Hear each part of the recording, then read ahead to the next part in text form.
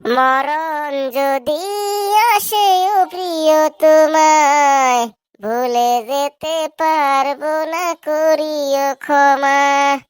মনের মানুষকে কি ভুলে থাকা যায়? ভুলে যেতে চাইলেও মনে পড়ে যায়। না, তুই তো এমনি এমনি এই গানটা গাস নাই, তোর মনের ভিতর তো অনেক দুঃখ আছে, সেই দুঃখগুলা তুই গানের মাধ্যম দিয়ে প্রকাশ করলি। কিন্তু এরকম গান তো প্রেমে ধোঁকা না খাইলে ভিতর থেকে আসে না। আমার একটা কথাই আফসোস লাগতাছে যে তোর এই চেহারা দেখে তোর সঙ্গে আমার কোন মেয়ে পড়ছিল। দূর শালা, গান গাইলে আমার প্রেমে ধোঁকা খাইতে লাগে নাকি? এই গানটা আমার প্রিয়, ওই জন্যই তো গাইছি। গানটা কিন্তু ভালোই লাগছে, কম্পিটিশনে আইলে রানু মন্ডলও পাস করে দেব।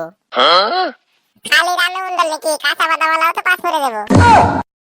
আহ, তোরা কিন্তু মিশামিশি তর্ক করছিস, গানটা কিন্তু আসলেই ভালো হয়েছে। আমার কাছেও গানটা সেই ভালো লাগছে। এই সবাই চুপ কর, ছাড়াচ্ছে। Good morning sir. Good morning sir. র র গুড মর্নিং পরে হবে, আগে তোদেরকে জিজ্ঞাসা করি কাল রাতে কে কয়টা পর্যন্ত বই পড়ছিস? স্যার কাল রাতে আমি 9টা পর্যন্ত পড়ছি। স্যার আমি 9টা পর্যন্ত পড়ছি। স্যার আমিও সেম 9টা পর্যন্তই পড়ছি। স্যার কালকে আমি রাত 12টা পর্যন্ত বই পড়ছি। কিরে, কাল রাতে তো 9টা বাজে কারেন্টই চলে গেছিল, তুই কেমনে রাত 12টা পর্যন্ত বই পড়লি? স্যার পড়ায় তো মগ্ন ছিলাম যে কখন কারেন্ট চলে গেছে আমি জানি না। পড়ায় মগ্ন ছিলি না ঘুমে মগ্ন ছিলি সেটা আমরা জানি না। গোবর্ধন, তুই দাঁড়া তো। তুই বল, কুকুরের ইংরেজি কি? স্যার কুকুরের ইংরেজি হচ্ছে ডগ। এবার বল, ডগে কিভাবে ডাকে? স্যার ডগে ভৌ ভৌ করে ডাকে। এবার বল, বিড়ালের ইংরেজি কি? স্যার বিড়ালের ইংরেজি হচ্ছে ক্যাট।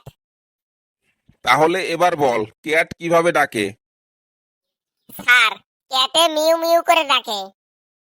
তুই আরো একটা প্রশ্নের উত্তর দে। এবার বল, ইঁদুরের ইংরেজি কি? স্যার ইঁদুরের ইংরেজি হচ্ছে মাউস। তাহলে এবার বল, মাউসে কিভাবে ডাকে? স্যার মাউসে ক্লিক ক্লিক করে ডাকে। তোর উত্তর শুনে আমি রাগ করবো না হাসবো বুঝতেই তো পারতাছি না। তুই বস। মধুসূদন, এবার তুই বলতো, ভারত কোন জলবায়ুর দেশ? স্যার ভারত হলো ক্যাটরিনা জলবায়ুর দেশ। মাথা মোটা কোথাকার, এই সহজ উত্তরটাও জানিস না? স্যার বাংলাদেশ যদি মৌসুমী জলবায়ুর দেশ হতে পারে তাহলে ভারত কি দোষ করলো? ভারত তো ক্যাটরিনা জলবায়ুর দেশ হবেই। তোদের মাথায় খালি গোবর আছে, একটুও গিলু নাই, বস। স্যার আপনার অনুমতি পেলে কালকে আমি ক্লাসে একটা গরু নিয়ে আসবো। কে রে, ক্লাসের মধ্যে গরু আনবি কেন? না মানে স্যার আপনি তো মাঝে মাঝেই বলেন কত গরু পিটিয়ে মানুষ বানিয়ে দিলেন। ওই জন্যই তো কালকে আমি প্রমাণ করতে চাই, দেখি আপনি গরুটাকে পিটিয়ে মানুষ বানিয়ে পারেন কিনা। কেন রে, তোরা যে ক্লাসের মধ্যে আসিস সব কথা তো গরুই, তাহলে কালকে ক্লাস করবো না, কালকে খালি পেদাবেদি করবো। পেদান লাগবো না স্যার, আমি তো আপনার সঙ্গে মস্করা করছিলাম। কেন, এবার হাওয়া বের হয়ে গেল? গঙ্গাধর, তোর সেই রেস্টুরেন্টের গল্পটা মনে আছে? স্যার কোনটা? ওই ভারতীয় ব্যক্তি যে আমেরিকা গিয়ে রেস্টুরেন্ট দিয়েছিল সেইটা? হ্যাঁ হ্যাঁ, ওটাই ওটাই। তাহলে ওটা বলতো দেখি। বলছি স্যার বলছি। এক আমেরিকান ব্যক্তি একটি রেস্টুরেন্টে গিয়েছিলেন।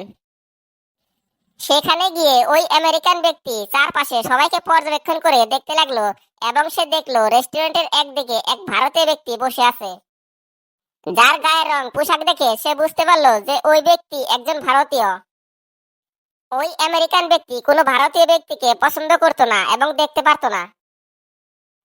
তখন ওই আমেরিকান ব্যক্তি ওয়েটারকে ডেকে বলল যে আজ আমার পক্ষ থেকে সবার জন্য কোল্ড ড্রিঙ্কস ফ্রি, শুধুমাত্র ওই ভারতীয় ব্যক্তি ছাড়া।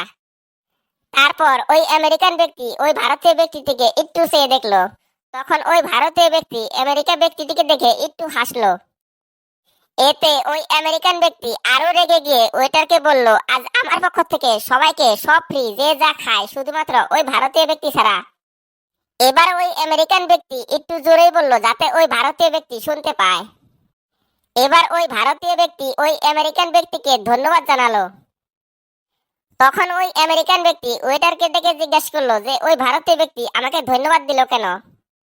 তখন ওই ওয়েটারটা আমেরিকান ব্যক্তিকে বলল যে উনার আপনাকে ধন্যবাদ জানানটা স্বাভাবিক, কারণ উনি এই রেস্টুরেন্টের মালিক। এবার বল এই গল্পটি থেকে আমরা কি বুঝতে পারলাম? স্যার, আমরা এই গল্পটি থেকে এটাই বুঝতে পারলাম যে বাস্তব জীবনেও অনেক সময় এরকম হয়, আমাদের কোনো শত্রু আমাদের ক্ষতি করতে এসে আমাদেরই ভালো করে চলে যায়। তাই সবাইকে মিত্র বানাও, শত্রু নয়। বন্ধুরা, এই গল্পটি যদি ভালো লাগে তাহলে লাইক কমেন্ট শেয়ার করবেন আর চ্যানেলটিকে সাবস্ক্রাইব করে দিবেন।